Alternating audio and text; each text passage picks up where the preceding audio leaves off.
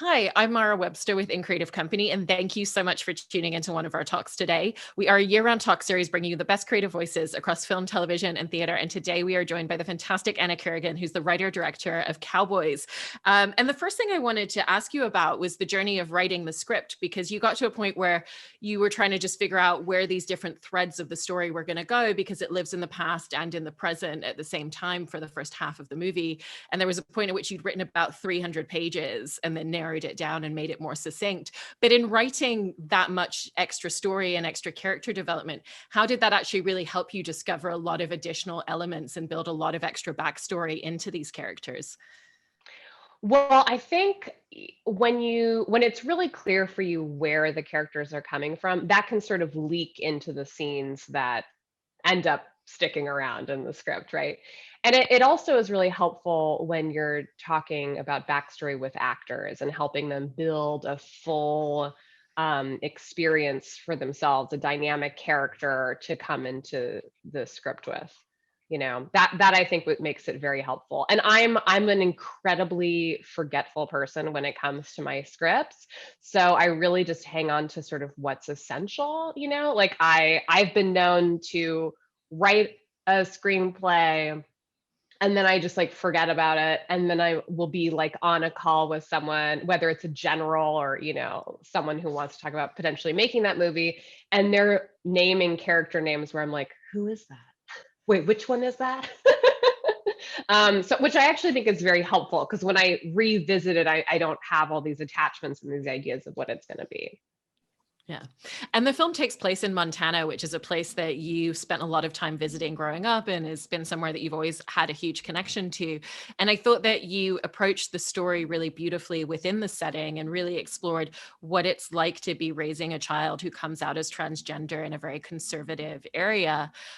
Why so specifically did you want to speak to the area of Montana and what that meant to this family? And how did that Right. really influence a lot of the arcs that you created with them as characters? Well, like you said, I have a personal connection to Montana. As a kid, I used to go there with my best friend's family to this specific region of Montana. It's the Flathead Valley, which is like Kalispell, Whitefish, Columbia Falls. It's basically just west of Glacier National Park. And I started writing the movie only knowing that there was a father and a son on horseback running away from something. And that was the beginning of the screenplay for me, and that they were outlaws. And so I started thinking about what is it that makes these characters outlaws? Who is a modern outlaw, especially in a community, like this part of. I don't even want to say that it's totally rural. I think I painted it a little more rural than it is entirely at this point, honestly.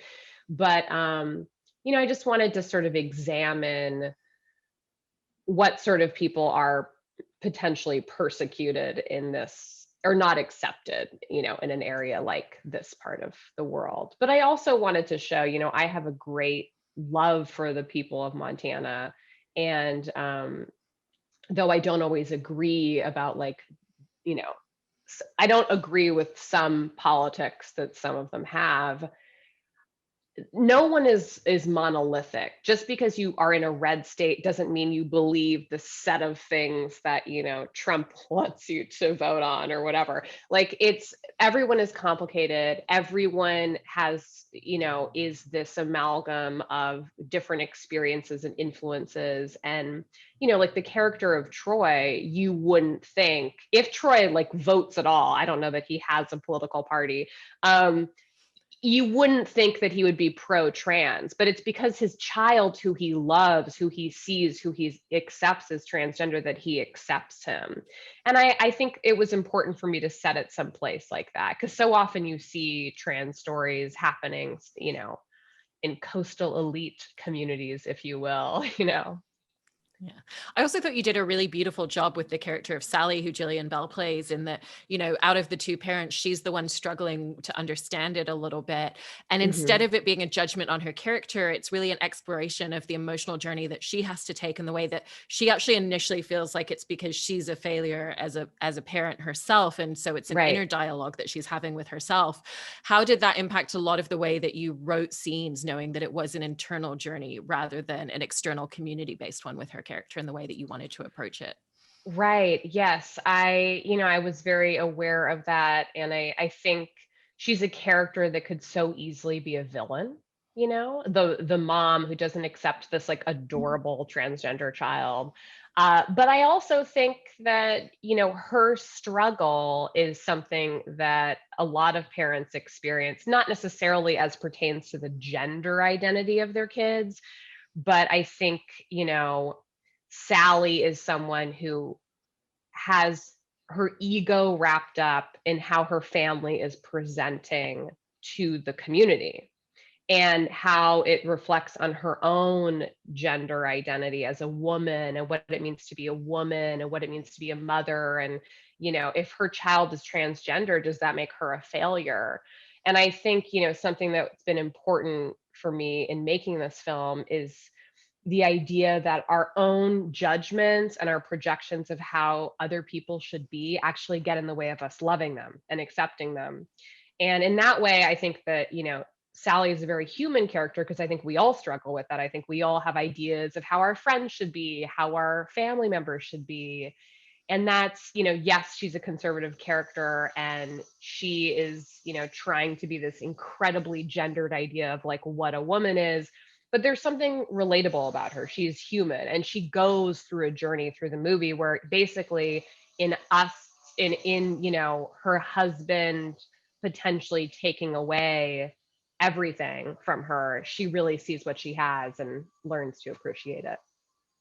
And with Steve Zahn's character, you do such a great job at exploring his mental health struggles, and he is bipolar, because we're so used to seeing that in movies as, here's a scene that's going to show you when they're having a really bad day, what that looks like. And instead of doing that, you just weave it into really small moments. And, he's both emotional and sentimental in the same moment that he's feeling really stressed and really panicked because he doesn't have a plan and things are starting to fall apart and unravel for him. And both of those coexist rather than being separate entities. Did you do a lot of research into that and just really understanding what the day to day would look like in a very naturalistic sense rather than wanting to make it a dramatic point in the film? Yes, I did a few things. I mean, first of all, I know a number of bipolar people in my life, and what I've noticed is, and what I talked to Steve about a lot because he had a similar observation, is it is, first of all, I think a lot of these diagnoses like blend into each other, and there's really no one way that it expresses it. Like, there's general ways that people have a bipolar manic episode, but what I've found is it's so specific to the person who's experiencing it. Um, and so for Troy, one thing we talked about was, how is Troy when he's manic? And what does that mean? It's not like you become this totally different person, at least not in the manic episodes that I've witnessed among people that I know. It's somehow like it comes from you still. So how does that manifest in Troy? Like, he's such a charming, he's like so fun, he's kind of a kid. And how do all of these, often great qualities get sort of blown up and exaggerated during a manic episode? And how does he lose control? But the other thing I did was I spoke with doctors. I knew what medication he was on, and I figured out, like, what does it look like? How long does it take once you stop taking your medication for it to start manifesting? And, he's really resisting it for a while. Like, he's trying to hide it from his child. It's not just like the kid wakes up one day and he's just like a lunatic. And there's so many elements of the role that Steve just brings such a naturalistic sense to, even when they're out in the woods together. It doesn't feel like that's the first time that he's been in all of these spaces. He has an intimate connection to the space that he lives in. And I loved that you actually found out early on that he lives on a farm himself and raises a bunch of animals. How did that impact a lot of his relationship to the script, and especially some of the scenes that are a little bit more based in the wilderness? I don't know anyone. I mean, I don't, not personally or know of any actor who could have played this role in the authentic way that Steve did. I mean, he is such a unique character such a dynamic actor, such a hard worker, and just someone who really delves into the dark and light of the human condition, in a fearless way. And the first time that I spoke with him, he had read the script, he responded to it.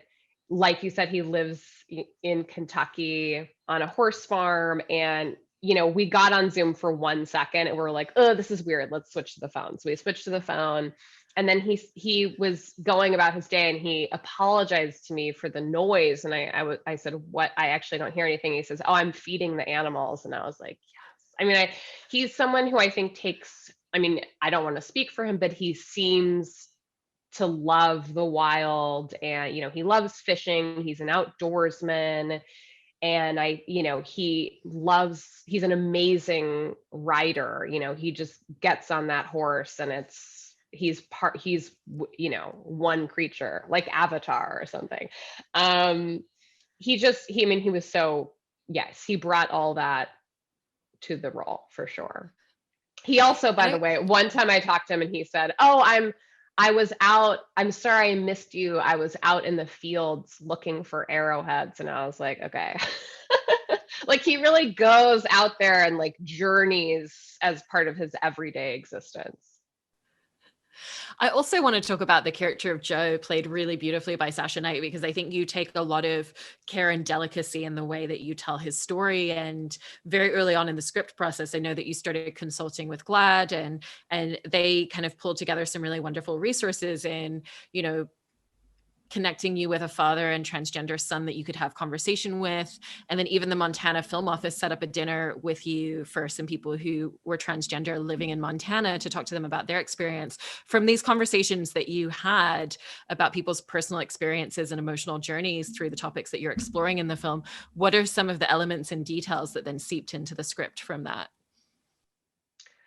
Well, first of all, I have to compliment you on being like the most well-researched interviewer. I feel like you've read everything that's out there. In meeting all these people, and in meeting, the father and son in LA that GLAAD connected us to, in meeting these, transgender folks in Montana, most of whom who had come out as adults, they really spoke to the rural experience of being transgender. It's very different to come out in Montana than to come out in LA or New York. And I think, there was one gentleman who I met who there's like a documentary about transgender cowboys that he's in. Like, it's very, in a state like Montana, in some places in the sort of more country areas, gender is so defined, like a lot of the women, it's like they get the scented candles and they make their house smell like a cinnamon bun, or, and they like dress like they're going to a pageant, and their hair is a certain way. Like, it's very defined. And then the men are very masculine in this like traditional American sense. We go to the rodeo together or whatever. So I think, being transgender, wanting to, it's like, it's very specific to who that person is. So for Joe, he wants to be a cowboy. He doesn't just want to be a guy. Like, he wants to be a cowboy, and that's who he is in his soul. So yeah, does that answer your question? It does. Yeah. And, to that point of how he really wants to be a cowboy, and that's such a specific part of the fabric of who he is. I really love that scene where he's at the bowling alley and he's watching his dad and a lot of his dad's friends bowling. And you take the camera and you just start zooming in on details that he's observing. And it's kind of that internal dialogue that he's having, and kind of taking note of the details, and trying to figure out, okay, like, I need to get that belt. I need to wear this type of shirt. Like, that's the look I want to create for myself. So I wanted to ask about filming that scene and coming up with that specific viewpoint that you utilized with the camera in that way. Yeah, I love that scene.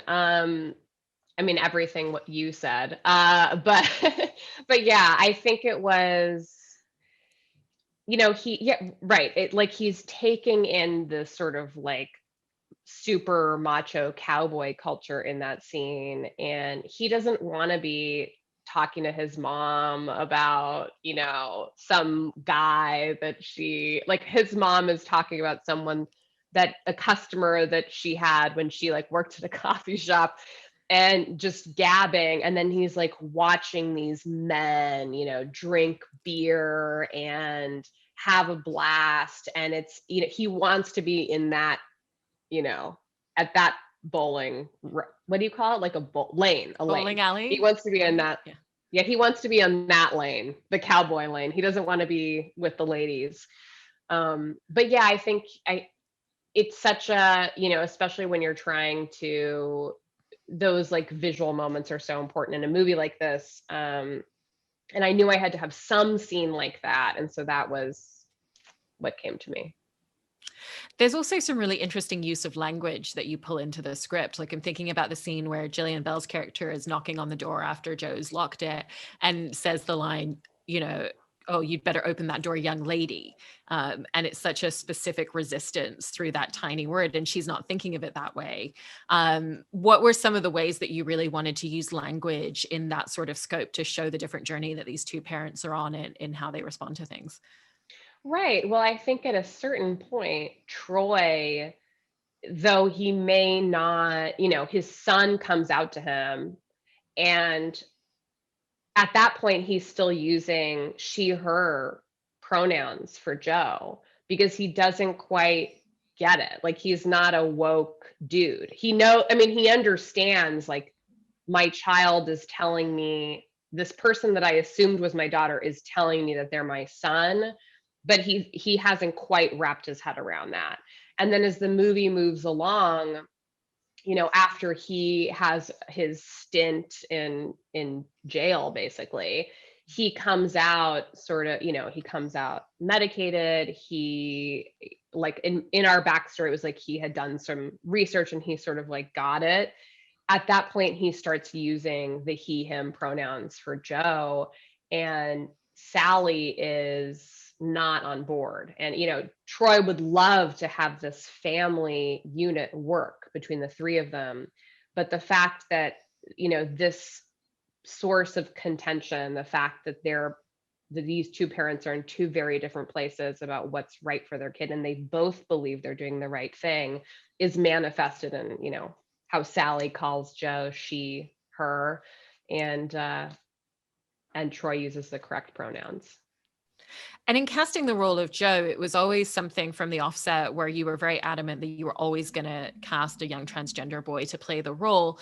But it's interesting because within that, and you looked at actors and non-actors, and particularly in a lot of the conversations that you had, were you having conversations about, okay, this is going to make this a larger conversation than just amongst your family, because this is a movie that people are going to see. There's kind of a little bit of a loss of control of how people are going to perceive this through it.